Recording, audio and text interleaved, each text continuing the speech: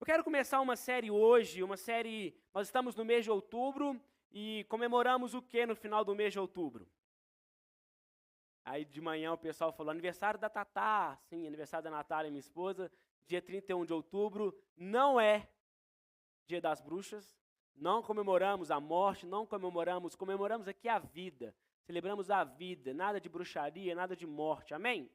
Mas também é um dia muito significativo para a nossa fé, é Reforma Protestante. Eu quero começar uma série em que nos próximos domingos irei falar sobre isso, sobre a Reforma, sobre algo que aconteceu nos últimos 500 anos, há mais de 500 anos, onde homens e mulheres foram levantados por Deus para trazerem de novo aquilo que de alguma forma havia ficado recluso, algo que de alguma forma havia ficado preso, verdades que foram ofuscadas pelo tempo, verdades que foram ofuscadas por uma tradição humana. E esse movimento, conhecido como Reforma Protestante, ele não foi sobre fazer algo novo, foi sobre retornar às origens, fazer voltar ao evangelho mais puro e simples de Jesus. Então, a Reforma, ela conta uma história de homens e mulheres que resgataram algo que por algum tempo ficou ofuscado. Na Reforma Protestante, a base dessa série de mensagens, eu quero falar sobre as 5 solas. E não tem nada a ver, eu vou fazer essa piada horrível de novo, não tem nada a ver com sola de sapato, mas com uma perspectiva de coisas que precisavam retornar ao centro do fundamento da fé cristã. As 5 solas falam sobre a sola Escritura, sola fé, sola graça, solo Christus, e somente a Deus a glória, somente as Escrituras, somente a fé, somente a graça, somente Jesus e somente a Deus a glória. E nessa série eu quero começar com a sola Escritura. Algumas semanas atrás eu comecei uma série falando sobre os 7 valores da nossa comunidade. E a primeira mensagem dessa série de valores foi sobre a fidelidade à palavra. E ali nós cravamos que nós somos, seremos e continuaremos a ser uma comunidade que tem sobre este livro uma alta responsabilidade. Nós somos e seremos fiéis a este livro. Amém? Amém? Por isso, abra sua Bíblia no livro de 2 Timóteo, no capítulo 3. Nós vamos ler verso 14 e 17. 2 Timóteo, capítulo 3, verso 14 e 17. Vamos orar antes disso, pedir a Deus que possa nos direcionar nesse momento. Pai, louvamos o Teu nome, pedimos que a Tua palavra possa fazer crescer em nosso coração espaço de crescimento.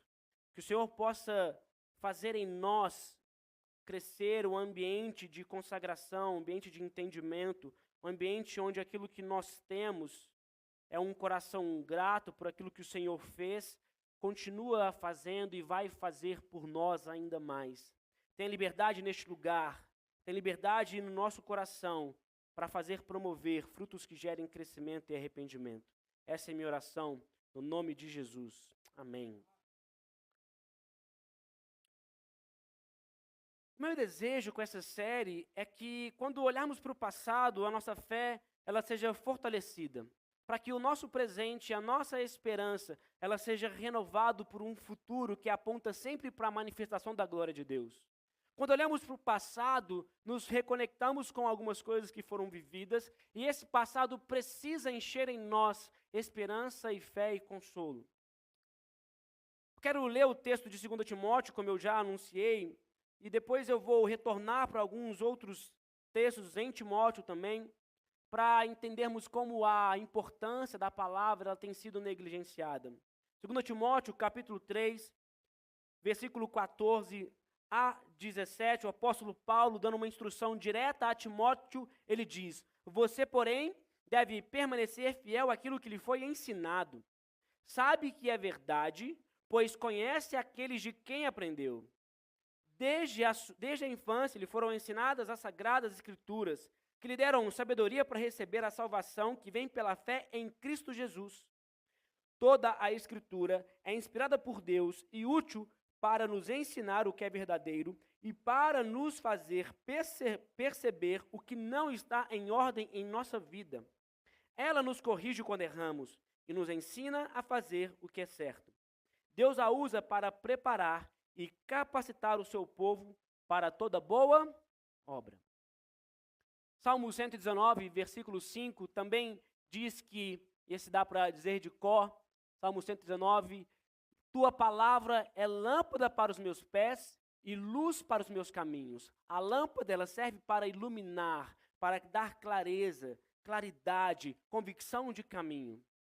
O problema é que a sociedade em que vivemos, ela tem se afastado desses princípios da palavra de Deus. Ela tem se desconectado da Bíblia como fonte de revelação, como fonte de instrução, prática de fé. Como consequência disso, eu quero voltar a alguns versículos, ainda no capítulo 3, 2 Timóteo, onde também o apóstolo Paulo diz: saiba que nos últimos dias haverá tempos muito difíceis, porque as pessoas só amarão a si mesmas e ao dinheiro, serão arrogantes, orgulhosas, zombarão de Deus, desobedecerão a seus pais, serão ingratas e profanas. Não terão afeição, nem perdoarão, caluniarão outros e não terão autocontrole. Serão cruéis, odiarão o que é bom, trairão os amigos, serão imprudentes e cheios de si, e amarão os prazeres em vez de amar a Deus. Serão religiosas apenas na aparência, mas rejeitarão o poder capaz de lhe dar devoção verdadeira. Fique longe de gente assim. Parece com os dias de hoje, né? Parece descrever a realidade que estamos vivendo agora. Mas esse texto, livro de 2 Timóteo, ele foi escrito há centenas, há dezenas de anos, há milhares de anos atrás. A verdade é que a palavra de Deus, ela tem sido deixada de lado. Por conta disso, nós estamos vivendo esse mundo caótico que nos cerca. A primeira pergunta dessa noite para o seu coração é: onde encontrar uma voz confiável? Onde encontrar uma voz que verdadeiramente vale a pena parar e ouvir? Vivemos em uma vida em que nós estamos no meio do mar. No mar de informação, no mar de mentiras, fake news, opiniões, gurus de autoajuda. Quem confiar? Em quem depositar a responsabilidade de ouvir para termos uma bússola moral, uma bússola ética, uma bússola espiritual? Quais são as vozes que verdadeiramente vale a pena ouvir? O tema dessa mensagem é a âncora da nossa fé. E eu quero que você se enxergue como um barquinho no meio do mar. Um barquinho nesse mar de muitas vozes, opiniões, informações, notícias, gurus, influências, nesse mundo que tem gritado várias coisas. Ontem nós assistimos um filme aqui na igreja chamado Revolução de Jesus. Eu disse pela manhã que esse filme para mim foi como um soco no estômago. Conhece esse filme? Já assistiu? Considero que assistam.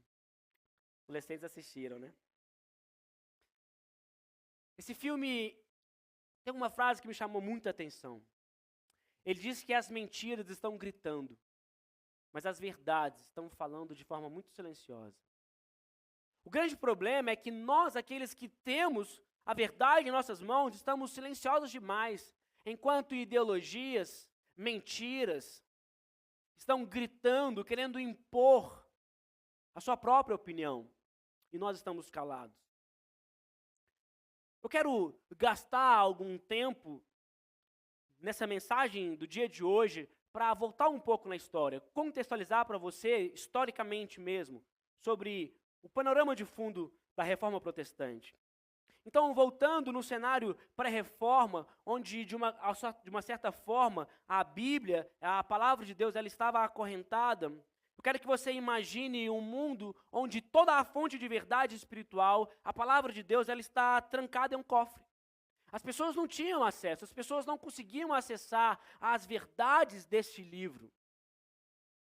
Você sabe que aquele livro poderoso, transformador, que tem uma verdade que transforma, a Bíblia diz que é um livro infalível, inerrante.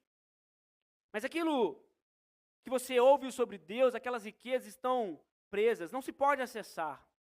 Era um cenário espiritual esse era o cenário espiritual que a maioria das pessoas da Europa pré-reforma viviam.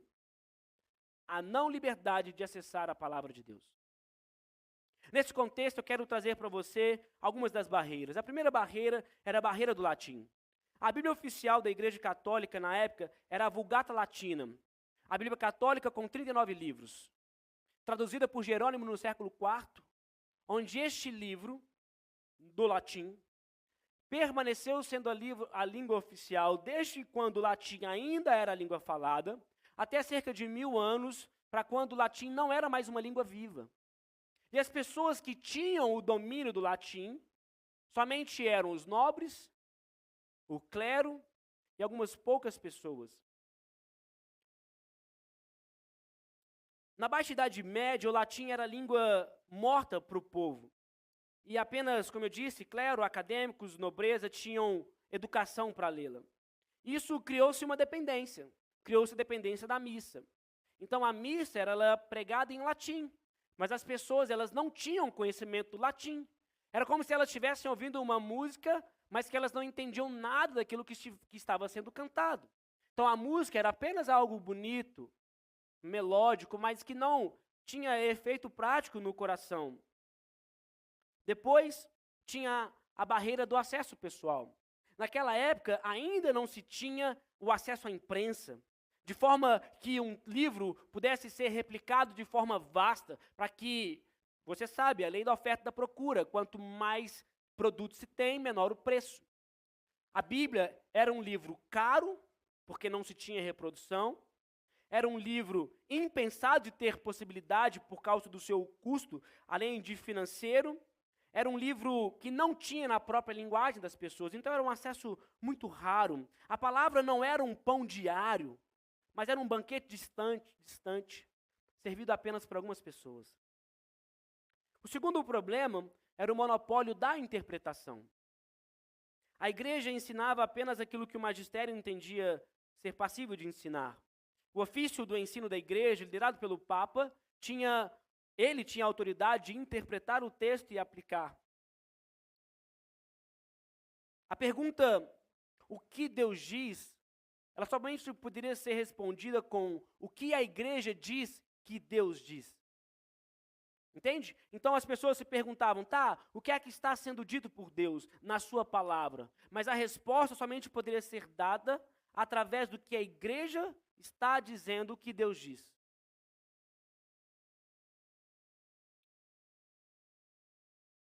Isso significava que a consciência do indivíduo, ela não estava cativa à palavra de Deus, mas a interpretações e decretos humanos. Então, a consciência das pessoas que queriam ter acesso a esse livro não estava diretamente a esse livro, mas sim a forma como esse livro era ensinado. Isso levou ao surgimento de algumas doutrinas e práticas que não tinham e ainda não têm nenhuma conexão com a Bíblia, como a venda de indulgências, a ideia de que se poderia, além de comprar salvação, poderia se comprar a redução de um tempo de um ente querido no purgatório esse que, por exemplo, não tem menção na Bíblia. Também orações aos santos e intermediadores, também expressões que não existem na palavra. Começou-se a criar algumas ideias doutrinárias que não estão aliadas com a verdade das Escrituras, por práticas e a tradição. A pergunta central, a quem ouviremos, e talvez essa pergunta você também se faça, quem eu devo ouvir nesse mar de confusão, nesse mar de informações? Estamos vivendo uma polarização política muito extrema. Eu devo ouvir qual influenciador, qual pastor, quantos pastores nós temos acesso, né? Você dá um Google e você acessa várias informações e pastores que infelizmente deturpam a palavra. A quem ouviremos? Tornava-se uma pergunta confusa. Deveriam apenas ouvir as escrituras que mal conheciam ou deveriam ouvir aquilo que a autoridade religiosa da época falava, mas cujas práticas não se pareciam com a verdade simples e pura do Evangelho? Foi nesse solo fértil de um amplo desejo de crescimento espiritual que surge o espaço para o crescimento do que chamamos de reforma protestante. Daí surge-se então um homem que foi o precursor de todo esse movimento, um homem chamado Martinho Lutero. É o meu segundo ponto dessa mensagem. Martinho Lutero na dieta de Worms. que é a dieta de Worms? O que foi esse movimento? O que foi esse encontro? É a expressão máxima de uma consciência cativa. Era a forma como queriam aprisionar a consciência das pessoas da época. Este seguramente é um dos momentos mais dramáticos e decisivos da história ocidental. Não há a menor dúvida sobre isso. Não é apenas um evento teológico, mas um confronto de poder, de fé e de consciência. Eu quero trazer para o seu conhecimento 3 momentos sobre esse momento importante da história da Reforma Protestante. O primeiro momento é o contexto. Martinho Lutero, um monge, professor de teologia, já havia abalado a Europa em 1517 com as suas 95 teses. Martinho Lutero, um estudante da palavra, ele começa a se defrontar com a palavra, olhando para as práticas, e ele percebe que algumas coisas não estavam alinhadas. A prática da religião vigente não estava alinhada com a prática da Bíblia. E ele escreve 95 teses e cola numa igreja na Alemanha, mostrando que algo não estava alinhado. O objetivo jamais foi começar algo novo. Por isso que o nome é reforma. Nós não começamos um prédio novo, nós reformamos o prédio vigente. Não era para recomeçar uma nova religião, era para reformar a religião vigente. Mas aquelas 95 teses não foram bem aceitas. Aquelas 95 teses, criticando a venda de indulgências, nos anos seguintes, seus escritos começaram a se tornar ainda mais ousados, desafiando diretamente a autoridade papal, defendendo que a salvação era um dom gratuito de Deus, recebido somente pela fé. Amém? A salvação é pela fé, somente pela graça, somente pela salvação que nos foi entregue na cruz do Calvário por Cristo Jesus. Amém? Amém? Excomungado pelo Papa, Lutero foi convocado a se apresentar perante a Dieta de Worms, uma assembleia imperial do Sacro Império Romano Germânico, em 1521. Diante dele estava o homem mais poderoso do mundo, o imperador Carlos V, junto com os principais bispos e nobres mais influentes da Alemanha. O objetivo era muito simples: forçar Lutero a se retratar, negar tudo o que havia escrito. Mas nesse ambiente havia uma situação bem peculiar. A sensação era muito clara: a iminência de uma morte. Lutero se defronta entre continuar com a verdade que havia tomado espaço em seu coração ou negar tudo aquilo. A ameaça de morte pairava no ar. Afinal de contas, um século antes, um outro monge chamado Jan Hus, ele havia sido queimado em fogueira por desafiar, por propor ensinamentos semelhantes ao de Lutero. Com a promessa de receber salvo-conduto, foi morto por pregar na língua comum, na oportunidade de pregar na língua tcheca, a sua língua natal. Por começar a pregar numa linguagem que as pessoas entendiam, Jan Hus havia sido morto. E aí entramos num confronto. Em 17 de abril de 1521, Lutero foi levado a essa assembleia, colocar diante dele os seus livros sobre uma mesa. O oficial lhe fez uma pergunta muito simples: esses livros são seus? Em meio ao silêncio, ele ainda pergunta: você continua crendo nisso aqui que você escreveu? Diante da magnitude daquele evento, intimidado pelas pessoas ao redor, ele pediu um dia para pensar. No dia seguinte, 18 de abril de 1521, ele retorna àquele encontro. Dessa vez, porém, a sua voz era firme. Lutero admitiu a autoria dos livros e, quando pressionado a se retratar, proferiu palavras que mudariam o mundo. Ao menos que eu seja convencido pelo testemunho das Escrituras, ou por razão evidente, pois não confio nem no Papa, nem nos concílios por si só, já que é bem sabido que eles frequentemente erraram e se contradisseram. Minha consciência está cativa à palavra de Deus, não posso e não vou me retratar de nada, pois ir contra a consciência não é seguro nem correto. Onde está cativa a sua consciência? Onde está cativa a sua mente? Quem são as influências Quem são as palavras, os influenciadores do mundo moderno? A mídia, que destila ódio e sangue, em maioria de mentiras. Quem está fazendo ficar cativa a sua mente? Quem? Quem tem te aprisionado? Quais são as mentiras que você tem dado voz e feito com que elas se tornem verdade? Quem tem conduzido a sua mente? Martinho Lutero, ele fez uma escolha em permitir que aquele que fosse feito cativo à sua mente fosse a santa, inerrável, infalível palavra de Deus. Se nós não trouxermos para o centro da nossa mente e do nosso coração as verdades deste livro, nós continuaremos reféns das mentiras que esse mundo tem gritado. Lutero conclui essa frase que eu li anteriormente com uma famosa declaração. Ele diz: aqui eu permaneço, não posso fazer outra coisa, que Deus me ajude. Amém.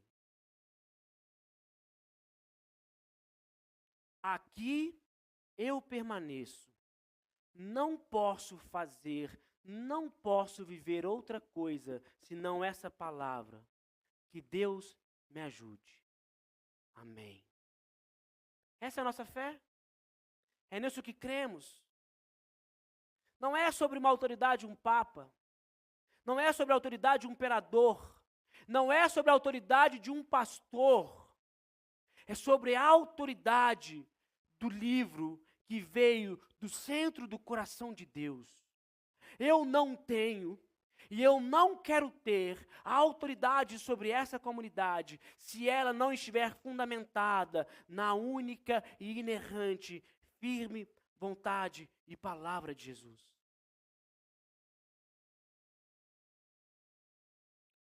Dentro ainda de todo esse contexto, essa frase de Martinho Lutero precisa ressoar em nós um significado.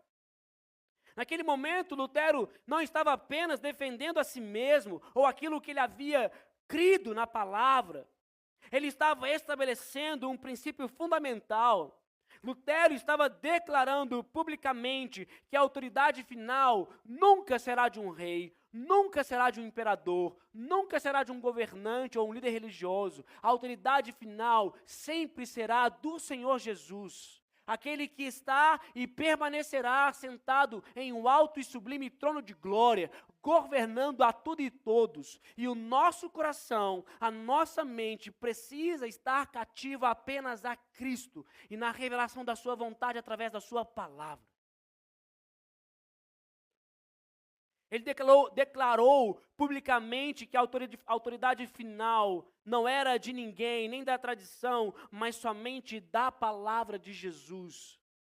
Sua consciência não estava livre para acreditar o que quisesse. Ela estava cativa, prisioneira à palavra de Deus. Amém. Amém, de verdade. A nossa mente, ela precisa estar presa e cativa às verdades fundamentais da palavra.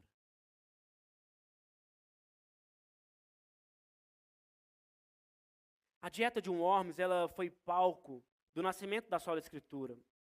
Deixou de ser uma teoria acadêmica, se tornou um grito de guerra, vivido e confessado com risco de morte. Eu gosto muito da ideia de que os apóstolos que morreram por causa do evangelho, existe um momento retratado na palavra, na Bíblia, logo após a morte de Jesus, que um homem muito sábio, Gamaliel foi exatamente o homem que o apóstolo Paulo foi ensinado aos seus pés. Gamaliel, em um concílio muito parecido com a dieta de Worms, com esse encontro da liderança religiosa, ele diz para os fariseus que ainda continuavam em perseguir os discípulos de Jesus, ele disse: queridos, se esses homens que seguem o Nazareno, se eles estiverem seguindo algo que não é verdade, que Deus não esteja à frente, esse movimento logo vai passar, esses caras vão ser esquecidos na história como outros que também foram. Mas, se esse movimento vier de Deus, nem eu, nenhum dos senhores poderá impedir, e eles não impediram, porque ninguém pode parar os planos de Deus. A quem ouviremos? A quem daremos ouvido? Quem será aqueles que vão conduzir a nossa mente? Essa pergunta recebe uma resposta que vem ressoando através dos séculos. Ouviremos a Deus, aquele que nos fala através da sua palavra. Esse é aquele, este é aquilo que devemos ouvir. É este Deus, aquele que fala através da sua palavra, a quem ouviremos somente ao Senhor Jesus. Por isso, depois de 22 minutos, 30 segundos, exatamente como na manhã, eu quero encerrar essa parte histórica, trazer para o seu coração algumas aplicações. Primeiro, deixe a palavra reconstruir a sua vida.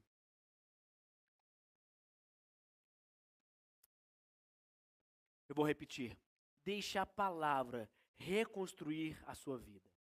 Amém. Amém? Vocês estão tímidos nesse amém. Não é apenas uma história. Aquilo que a Bíblia fala não conta a história de homens e mulheres que foram escolhidos por Deus para contar a história. Essas histórias de Gênesis a Apocalipse, 39 livros do Antigo Testamento, 27 do Novo, elas retratam o espelho das nossas vidas. Contam histórias de homens e mulheres que se assemelham muito conosco. Retrata a nossa alma, a nossa mente, o nosso coração. A mesma pergunta que ecoa nesses salões, na vida, na história, nas igrejas, nas sinagogas, ressoa até os dias de hoje. A quem ouviremos? A resposta da reforma, da sola escritura, não é um slogan para ser pendurado na parede. É uma âncora para nossa alma em meio à tempestade da vida. E hoje, essa âncora, ela quer trazer para o seu coração três libertações que a palavra pode trazer para a sua vida. Então, voltando ao título da mensagem, a âncora da fé, voltando à analogia em que eu quero que você se imagine num mar de informação, no mar desse mundo de Instagram, TikTok, WhatsApp, rede social, toda essa loucura de informação o tempo inteiro. Você é esse barquinho que está no meio do mar à deriva. Mas você precisa se enxergar tendo uma âncora. Porque se você não tiver uma âncora, você vai ser levado por várias e várias informações ao longo da vida. Você vai ser levado para cá, levado para lá. Eu disse pela manhã que, alguns meses atrás, um jogador de futebol, Vinícius Júnior, ele estava sendo aplaudido, porque ele estava lutando, ele estava levantando uma bandeira contra o racismo que ele sofre. Ele estava na mídia em alta estima. Atualmente ele está em baixa, porque ele está se relacionando com uma mulher que também está em baixa. Uma mulher que separou e que foi escolhida para ser rainha da bateria de uma grande escola de samba. E ela fez o sinal da cruz antes de sambar. E as pessoas não gostaram. Porque o carnaval em nada tem a ver com a fé. É a festa da carne, a festa da podridão, do pecado. E por estar se relacionando com essa mulher, esse homem está sendo criticado. Então, a Bíblia, ela nos traz a libertação da tirania da opinião popular. Vemos na era do curtir e do cancelar. A cultura nos diz o que pensar, como sentir, nos diz o que desejar, nos diz em quem votar. As vozes são muitas e são contraditórias. Uma semana algo é aplaudido, na semana seguinte é condenado. Tentar construir a sua vida sobre essa areia movediça, desse mar de informações da opinião popular, é receita para ansiedade e exaustão. Nós estamos vivendo uma sociedade exausta e ansiosa, em depressão, porque nós estamos dando voz a essa enormidade de informações e nós nos comparamos. Como assim vocês, jovens de 15, 20 e poucos anos, no mundo da era digital, de escalar facilmente produtos digitais, como assim vocês ainda não estouraram na rede social, não viralizaram nenhum vídeo, não estão andando de Porsche? Como assim? Como assim vocês não estão vivendo a vida nesse padrão?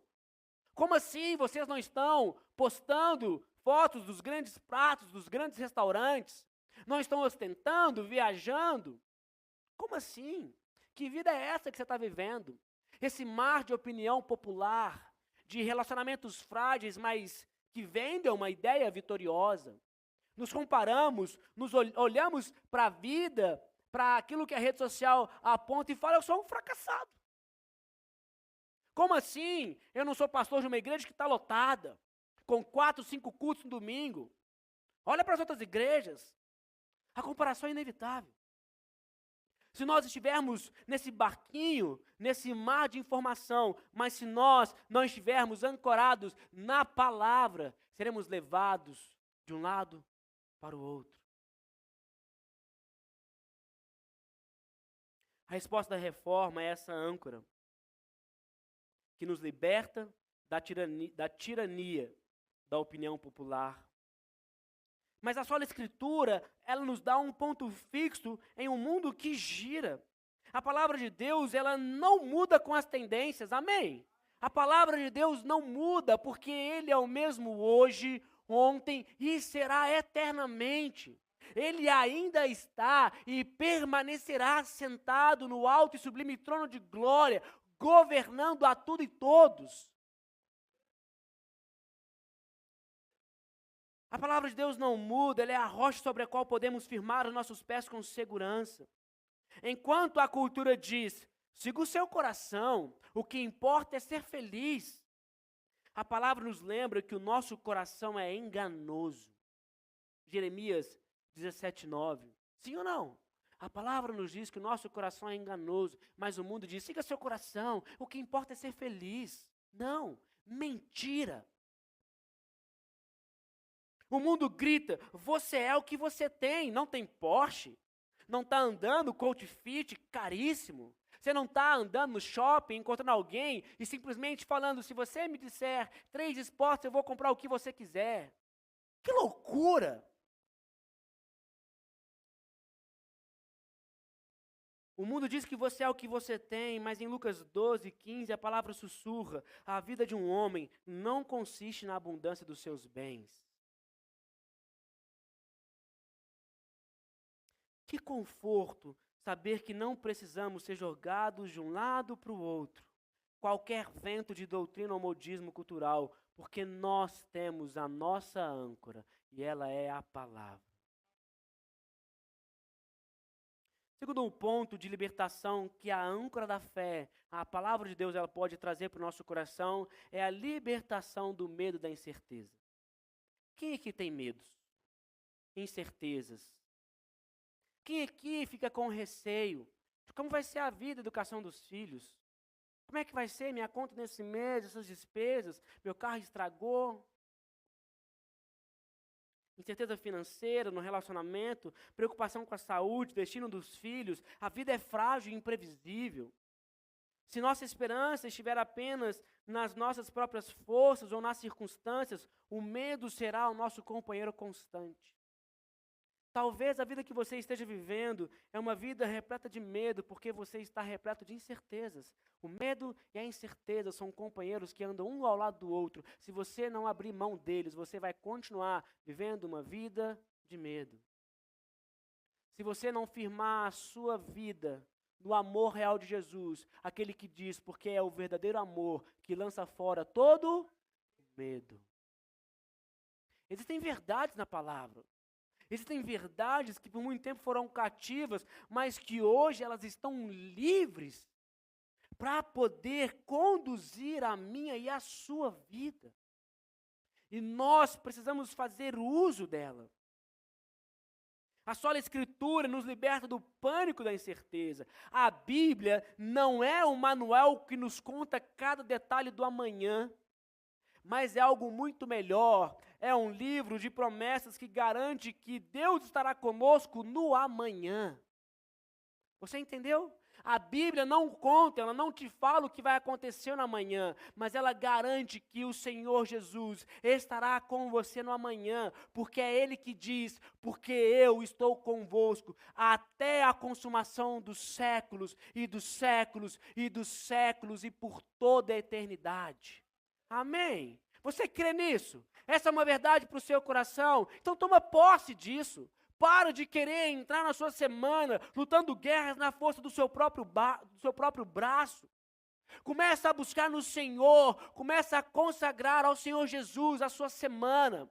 Começa a dizer hoje, Jesus, a minha semana vai começar e eu tenho esse desafios, mas eu não vou entrar nessa guerra sozinho. A travessia da minha semana nesse mar tempestuoso não será sozinho, porque o Senhor Jesus está no barco. Ao nos apegarmos à Escritura, somos lembrados de que Deus está no controle, Isaías 46:10, que Ele nunca nos deixará, nem nos abandonará, Hebreus 13:5, e que todas as coisas cooperam para o bem daqueles que o amam, Romanos 8:28. Essa semana eu tive um aconselhamento.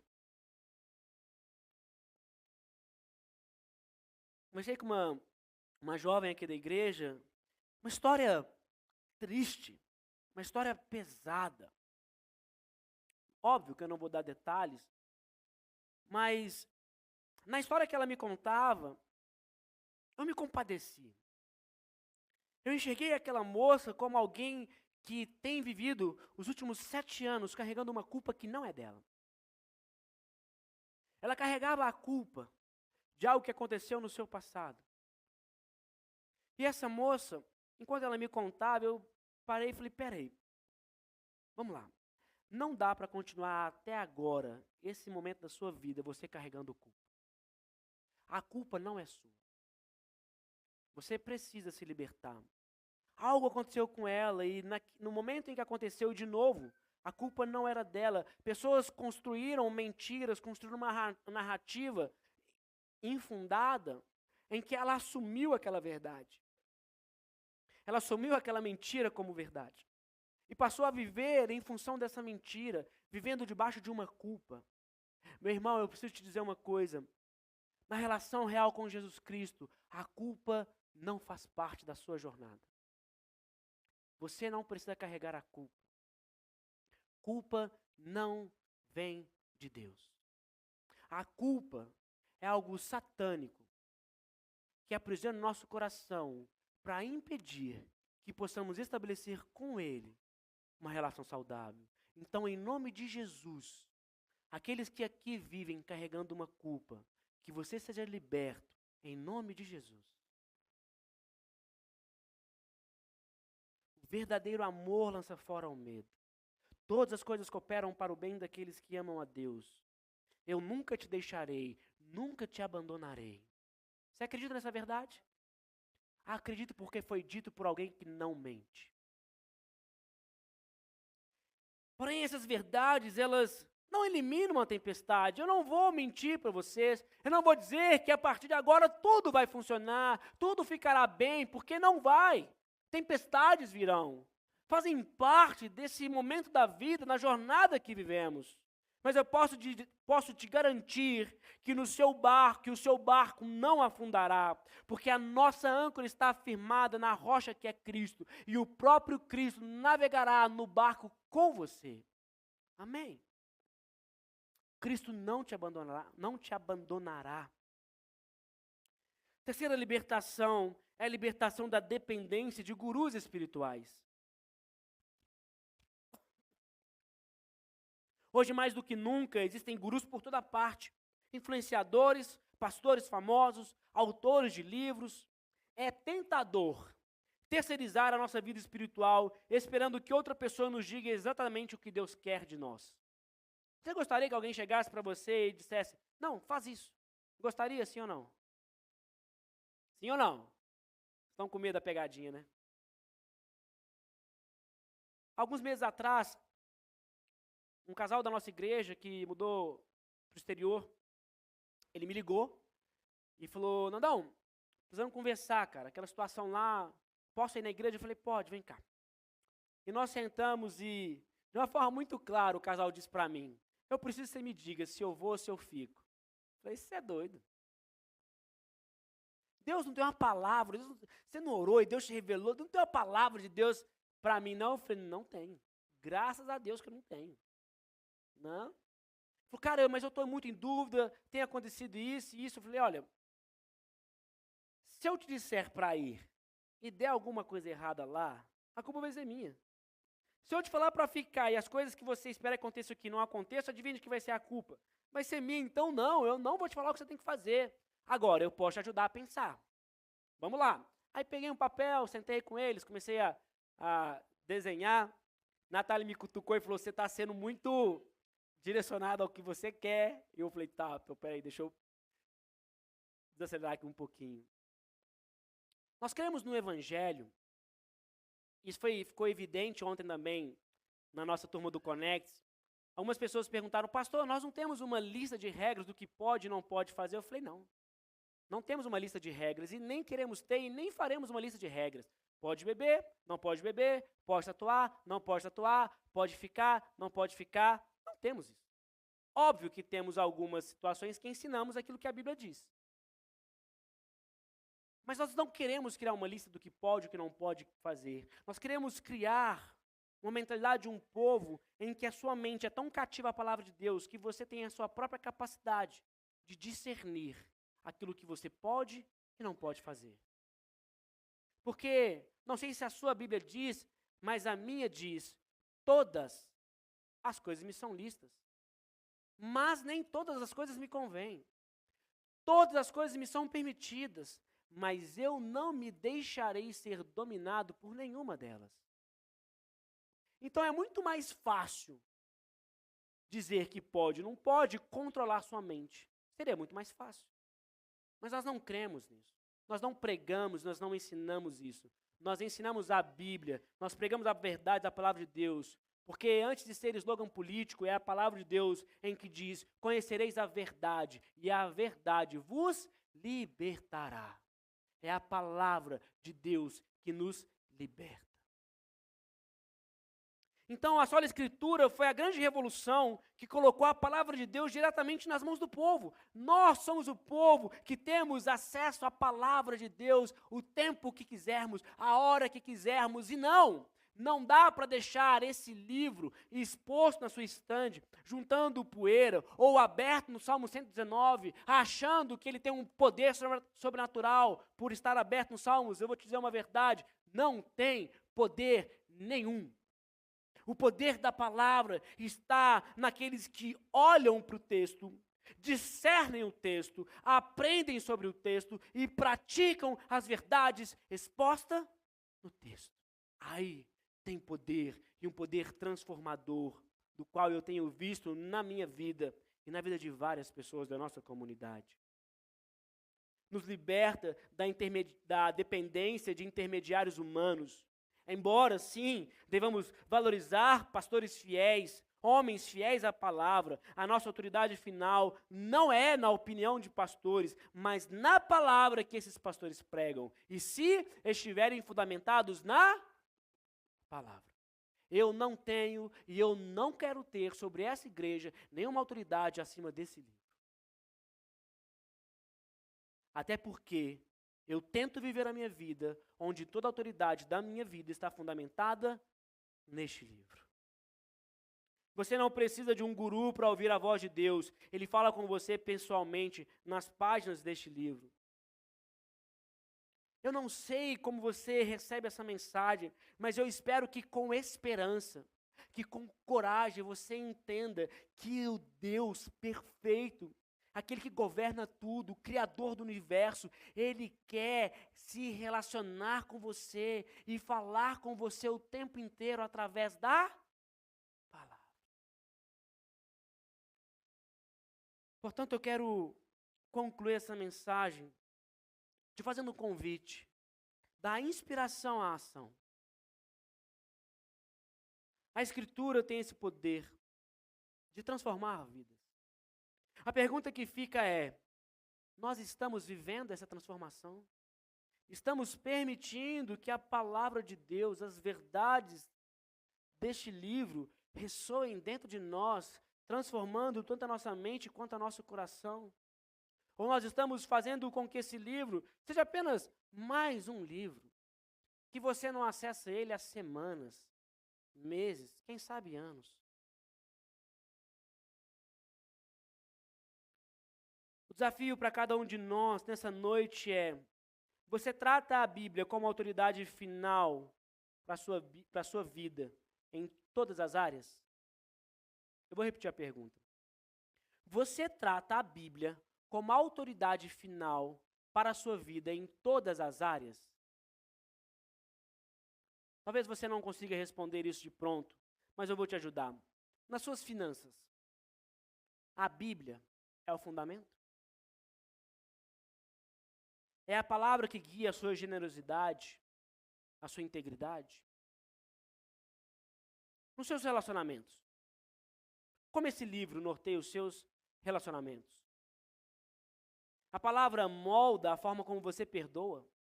A palavra diz a forma como você ama, a forma como você serve família e amigos. A palavra tem tomado espaço no seu coração para te fazer, como lemos no livro de 2 Timóteo, nos mostrar o erro e viver uma vida para toda boa obra. Perdoar? Aquela mulher, aquela minha esposa, reclamona, chata? Você é doido. Não. Meu marido, mentiroso, que não respeita ninguém, que só grita em casa, perdoar? Não. Amar incondicionalmente? Amar essa pessoa que me faz mal no meu trabalho, que vive tentando puxar o meu tapete? Amar, perdoar essas pessoas? Não. Comigo não. Aqui o negócio é sério. Bateu, levou. Se falar, vai ouvir. Aqui o negócio embaça igual neblina. Bateu, levou. Essa é a vida que você tem levado? Essa é a vida que você tem feito, que não está em nada alinhada com a palavra de Deus?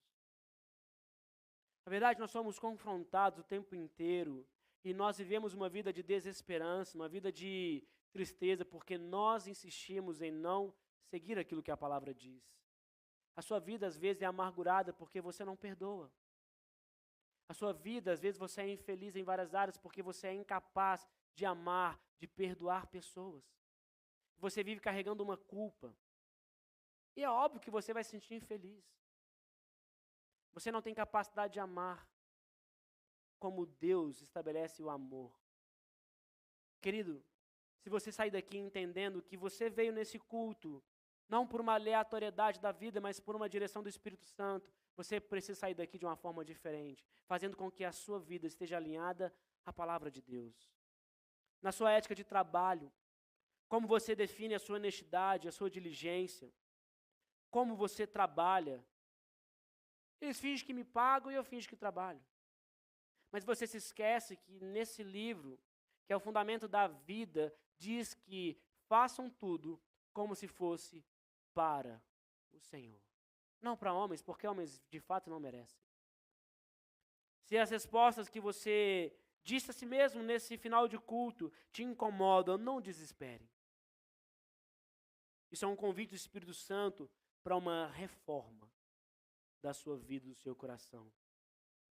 A reforma não é apenas um evento histórico, é um chamado contínuo para que cada geração, para que cada crente retorne à âncora da palavra de Deus. Que a sola Escritura deixe de ser um conceito e se torne uma realidade que reconstrói a nossa vida, a nossa mente, o nosso coração, nos enche de esperança na rocha firme, que é Jesus Cristo. Fica de pé no seu lugar, me deixa orar por você.